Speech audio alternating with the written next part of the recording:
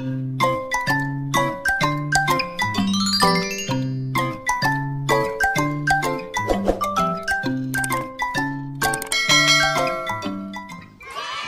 pagi anak-anak kelas 1, berjumpa lagi dengan Bu Susi ya. Bagaimana kabar kalian anak-anak? Semoga anak-anak selalu diberi kesehatan dan tetap semangat dalam belajar di rumah bersama kedua orang tua. Ingat, kalau keluar rumah harus tetap memakai masker ya anak-anak, cuci tangan memakai sabun, dan hindari berkerumunan. Nah, pagi ini Bu Susi akan mengajak anak-anak untuk belajar bersama di tema 8, peristiwa alam, subtema 4, bencana alam, dan di pembelajaran 6. Tujuan pembelajaran kali ini yaitu yang pertama, siswa dapat menemukan kalimat perintah tolong. 2. Siswa dapat menunjukkan kegiatan-kegiatan kerjasama yang dilakukan dalam mengatasi masalah di rumah. Yang ketiga, siswa dapat mengidentifikasi persamaan atau perbedaan suhu benda dengan alat ukur tidak baku dan menentukan urutan suhunya. Nah, ayo kita belajar dengan penuh semangat ya anak-anak. Semangat! Sekarang, ayo membaca. Hari ini, Lani dan teman-teman mendengarkan sebuah cerita tentang bencana tanah longsor. Guru membacakan cerita itu. Lani dan teman-teman mendengar cerita tersebut dengan saksama. Berikut teks cerita tersebut. Bacalah dengan teliti anak-anak.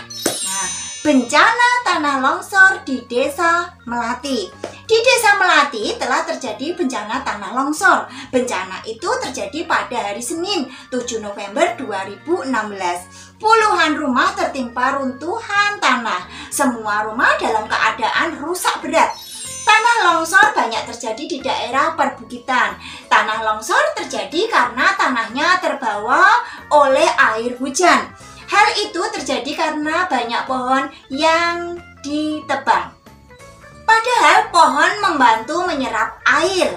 Akibatnya bila hujan turun, air akan menghanyutkan tanah. Pak Budi, kepala desa Melati, pergi ke desa Mawar. Di sana, Pak Budi mendatangi Pak Ali, kepala desa Mawar. Pak Budi berkata, "Pak Ali, tolong bantu kami. Desa kami terkena bencana tanah longsor." Pak Ali menjawab, "Baik Pak Budi, saya siap membantu desa Melati. Saya memberitahu penduduk desa Mawar." Pak Budi berkata, "Terima kasih Pak Ali, kami sangat menghargai bantuan pertolongan desa Mawar." Pak Ali bersama penduduk desa Mawar menuju ke lokasi bencana. Pak Ali memimpin bantuan ke desa Melati. Pak Ali berkata, "Ayo kita bantu desa Melati. Tolong dirikan tenda di halaman balai desa." Penduduk desa Mawar 1 menjawab anak-anak. Penduduk desa Melati mohon segera ke balai desa. Tenda-tenda telah tersedia. Lalu penduduk desa Mawar 2 berkata, "Bapak-bapak, tolong bantu menggendong anak balita." Nah, selanjutnya penduduk desa Mawar 3 itu berkata anak-anak, "Ibu-ibu, tolong memasak di dapur umum." Nah, sekarang penduduk desa Mawar 4 juga berkata, "Dokter Puskesmas sudah siap di balai desa. Bagi yang sakit, mohon segera ke sana." Penduduk desa Melati sangat berterima kasih.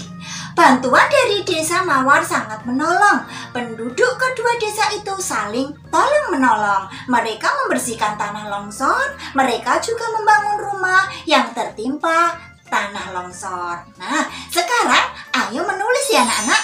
Sudahkah kamu membaca teks di halaman sebelumnya? Bacalah kembali dengan teliti. Temukan kalimat ungkapan permintaan tolong. Beri garis bawah di ungkapan tersebut. Tulislah ungkapan permintaan tolong yang kamu temukan seperti contoh. Nah, di sini anak-anak disuruh menggarisbawahi yang ada permintaan tolong ya anak-anak. Nanti anak-anak melihat teks bacaan tersebut. Ini contohnya. Yang nomor 1 itu, "Pak Ali, tolong bantu kami." Nah, yang depan itu digarisbawahi. Yang Pak Budi itu ya berkata, "Pak Ali, tolong bantu kami." Setelah diberi garis, lalu ditulislah di nomor 1. Coba Bu Susi beri contoh yang nomor 2. Di situ ada kata, "Tolong dirikan tenda di halaman balai desa." Nah, itu diberi garis ya anak-anak. Setelah diberi garis, lalu ditulislah di titik-titik itu.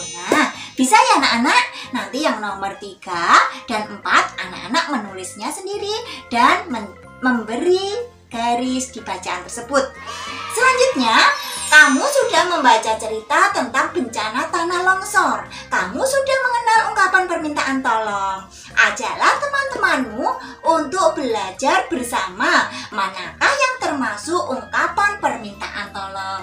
Nah, untuk anak-anak tahu, kalau permintaan tolong biasanya ada kata tolong atau mohon. Nah, itu adalah kata permintaan tolong ya anak-anak. Nah, sekarang yang nomor 1 itu, bacalah kalimat berikut. Beri tanda centang jika termasuk ungkapan permintaan tolong. Beri tanda silang jika tidak termasuk permintaan tolong. Nah, coba yang A itu Bu Susi beri contoh ya. Waspadai datangnya bencana alam. Itu permintaan tolong apa tidak anak-anak? Hebat sekali. Tidak, jadi diberi tanda silang. Coba yang B. Kami membutuhkan bantuan makanan. Apa itu anak-anak?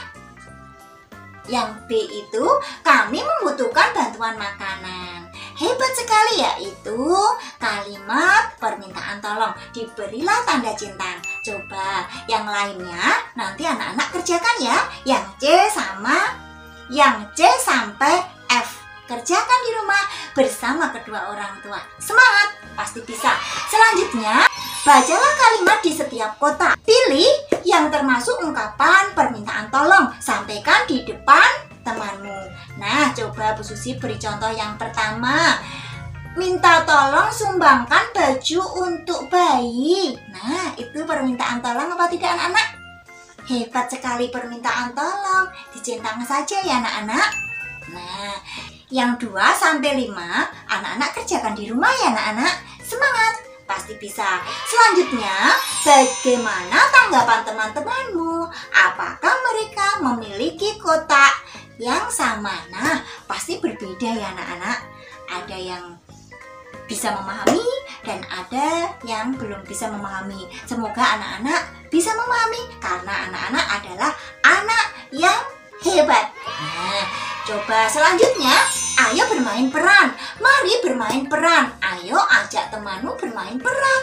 Berperan sesuai tag bencana tanah longsor di Desa Melati. Buatlah kelompok yang terdiri atas 5 orang. Pilihlah peran yang kamu sukai. Diskusikan bersama teman kelompokmu. Peran apa yang kamu pilih? Mainkan peranmu dengan baik. Nah, anak-anak nanti membaca lagi bacaan yang di depan tadi ya anak-anak. Di situ ada peran-perannya. Semangat. Nah, selanjutnya coba lihat di halaman 196 anak-anak. Di sini ayo berlatih, bermain sambil mengukur suhu. Siti dan teman-teman telah selesai bermain peran. Mereka beristirahat di halaman sekolah. Benny dan Udin sedang bermain bola. Siti dan Lani sedang duduk di bawah pohon. Dayu dan Edo sedang piket membersihkan kelas. Mereka melakukan kegiatan yang berbeda-beda. Setelah piket, Dayu dan Edo ikut beristirahat bersama teman. Siti mengajak teman-teman bermain sambil belajar. Bermain merasakan suhu badan dengan telapak tangan. Siti dan Benny menyentuh dahi teman secara bergantian. Siti menyentuh dahi Dayu dan Lani. Benny menyentuh dahi Edo dan Udin. Apakah kamu dapat mengukur suhu badan dengan telapak tangan? Apakah ada perbedaannya? Mengapa demikian? Cobalah lakukan bersama temanmu.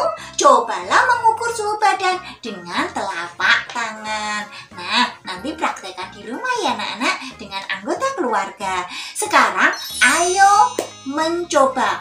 Ajak temanmu bermain mengukur suhu. Bermain mengukur suhu dengan alat ukur tidak baku. Pegang dahi temanmu dan rasakan suhunya. Bandingkan suhu badan teman-temanmu. Yang nomor 1 itu, buatlah kelompok yang terdiri atas 3 orang. Pegang dahi temanmu dan rasakan suhu badannya. Yang A, coba. Siapakah yang badannya terasa paling panas? Nah, misalkan ini Edo yang paling panas. Lalu yang B itu, siapakah yang badannya terasa paling dingin? Misalkan di situ Siti anak-anak. Nah, yang C itu, sekarang pegang dahimu dan rasakan suhu badanmu. Bandingkan dengan suhu badan temanmu. Urutkan suhu badan dari yang paling panas. Nah, sekarang diurutkan anak-anak. Yang paling panas itu siapa dulu tadi? Edo ditulis. Lalu yang tengah itu yang normal anak-anak. Kita mencari nama sendiri ya. Misalkan Rini. Lalu yang paling kanan adalah yang paling dingin. Siapa tadi paling dingin? Hebat sekali, Siti. Nah, bisa ya anak-anak? Coba yang nomor 2 anak-anak buat sendiri nama-nama teman ya anak-anak yang dipakai.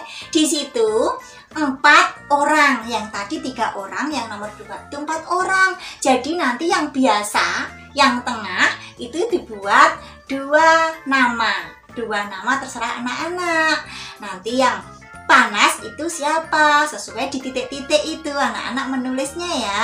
Yang dingin yang pol paling kanan, ditulislah di situ. Jadi yang tengah 2, yang paling kiri panas, yang tengah biasa 2, dan yang paling kanan adalah yang paling dingin. Jadi 4 anak ya anak-anak. Paham ya anak-anak? Semangat! Pasti bisa. Kerjakan di rumah bersama kedua orang tua. Selanjutnya, ayo bermain peran. Kegiatan kerjasama di setiap keluarga berbeda-beda. Kamu sudah menuliskan pengalamanmu. Pengalaman bekerja sama dengan keluarga di rumah.